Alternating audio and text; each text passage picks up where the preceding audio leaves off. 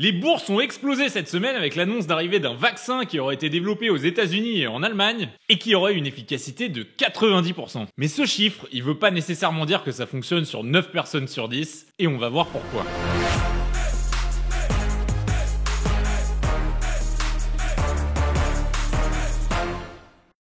Quand l'annonce a été faite il y a quelques jours, au niveau économique, on aurait carrément dit que le coronavirus n'existait plus. L'action d'Airbus, elle a pris plus de 20% en une journée et elle continue de monter. Et le CAC 40, il est quasiment remonté au niveau d'avant-crise. Bref, c'est la teuf, on a trouvé un vaccin méga efficace, alors qu'on s'attendait plutôt à une efficacité de 60 à 70%. Par exemple, le virus de la grippe, il est efficace entre 30 et 70% selon l'âge de la personne. Donc 90%, en fait, c'était complètement inattendu. C'est une petite entreprise allemande qui s'appelle BioNTech qui a conçu le vaccin. Et elle s'est mise en partenariat avec un géant de la pharmaceutique américaine qui s'appelle Pfizer pour pouvoir lui faire passer toutes les étapes nécessaires à l'industrialisation d'un vaccin. Bon, j'appelle ça petite entreprise et il y a pas mal de médias qui appellent ça une start-up, mais BioNTech, ils ont quand même 1500 employés, ils ont reçu une dotation de 375 millions d'euros du gouvernement allemand et ils sont cotés au Nasdaq. Donc moi, qui bosse dans le monde des startups, j'appelle ça une grosse boîte. En fait, j'appelle pas ça du tout une startup. Donc bref, dans l'ordre normal des choses, la conception d'un vaccin, elle se passe en 3 phases. La phase 1, elle teste l'innocuité, c'est-à-dire de savoir si le vaccin génère des effets secondaires qui peuvent être nuisibles. Et en général, ça prend 1 à 2 ans. La phase 2,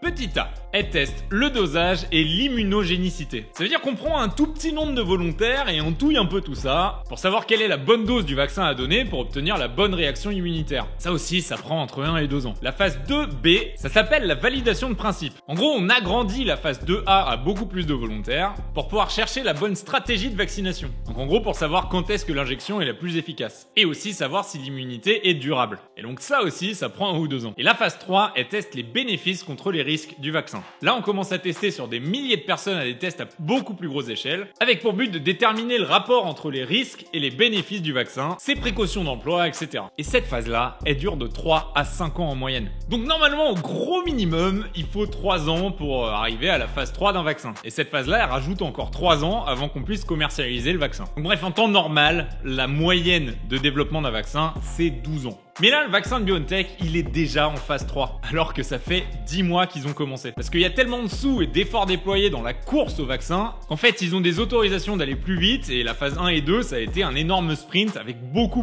de moyens. Et donc là, ce qu'ils viennent d'annoncer, c'est qu'ils ont détecté 90% d'efficacité dans cette fameuse phase 3, sans détecter d'effets secondaires assez sérieux pour qu'ils soient considérés comme dangereux. Mais ce chiffre de 90%, il veut sûrement dire quelque chose d'autre que ce à quoi tu peux penser. Parce que moi, la première fois que j'ai lu qu'il y avait 90% d'efficacité, je me suis dit qu'ils avaient 1000 vaccins à plein de monde, qu'ils avaient fait une énorme teuf et qu'ils avaient mis dedans 2-3 personnes qui avaient le Covid, et qu'à la fin de la soirée, ils avaient regardé qui avait chopé le Covid ou pas. Non, donc c'est pas du tout ça, ils ont pas injecté le Covid de manière volontaire à des gens. En fait, éthiquement, tu peux pas vraiment infecter quelqu'un de sain d'un virus qui vient de tuer 1 million de personnes dans le monde. Bon, à part dans certains pays. Donc quand ils ont injecté le vaccin chez quelqu'un qui a pas le Covid, ils vont pas pouvoir lui injecter le virus juste derrière pour voir si, en fait, il le chope pas. Parce que bon, si le vaccin marche pas et que le mec crève, c'est ballot quoi. Leur méthode de mesure, elle est un poil différente de ça. En gros, ils ont pris 43 538 participants qui avaient aucune trace d'avoir été en contact avec le Covid jusque-là. Et en juillet, ils leur ont tous inoculé soit un vaccin, soit un placebo. Ils ont fait moitié-moitié. Donc le groupe qui a eu le placebo, on appelle ça un groupe témoin, qui va être utilisé plus tard pour une comparaison par rapport au groupe qui a reçu le vaccin. Et tout le but d'un groupe témoin, c'est que le patient, il pense vraiment qu'il a reçu le vaccin, donc il va pas changer ses habitudes par rapport aux autres. Bref, une fois l'injection faite, il n'y avait plus qu'à attendre que la vie normale reprenne son cours. Les gens, ils ont reçu une deuxième injection 3 semaines plus tard, mais après, ils ont pu rentrer chez eux, vivre leur vie tranquillement. Et la deuxième injection, elle était juste là pour booster la réponse du système immunitaire, comme ça se fait dans beaucoup de vaccins. Bref, ces participants-là, ils étaient sélectionnés d'origine, d'ethnie et de statuts sociaux assez différents, pour essayer d'avoir un panel le plus représentatif possible de la population. Et donc, pendant les quelques mois qui ont suivi jusqu'à aujourd'hui,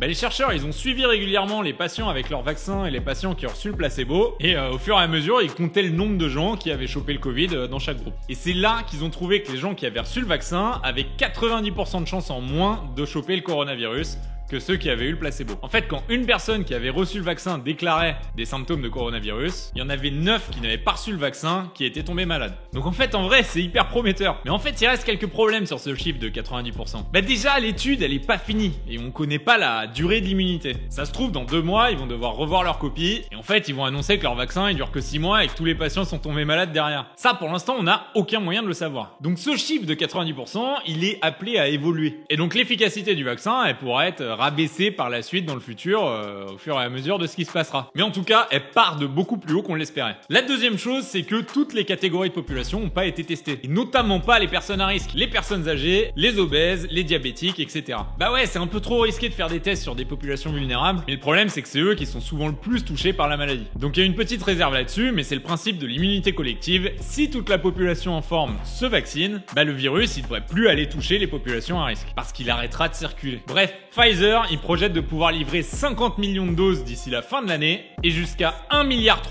de doses en 2021. Alors s'ils y arrivent, je dis joli. Mais encore une fois, s'il y a une chose à retenir de cette vidéo, c'est que la phase 3, elle est pas finie. Et donc ce chiffre de 90%, il peut complètement changer dans le futur. Et toi, si le vaccin il sort rapidement là, dans l'année, t'irais te faire vacciner ou pas? Ou est-ce que t'attendrais plutôt d'avoir des retombées positives avant d'aller te faire vacciner? Ou même carrément, est-ce que tu voudrais te porter volontaire pour les essais cliniques? Allez, dis-nous tout ça en commentaire, et si t'as aimé la vidéo, n'hésite pas à la liker, abonne-toi pour recevoir les prochains épisodes, et bon courage à tous, à plus!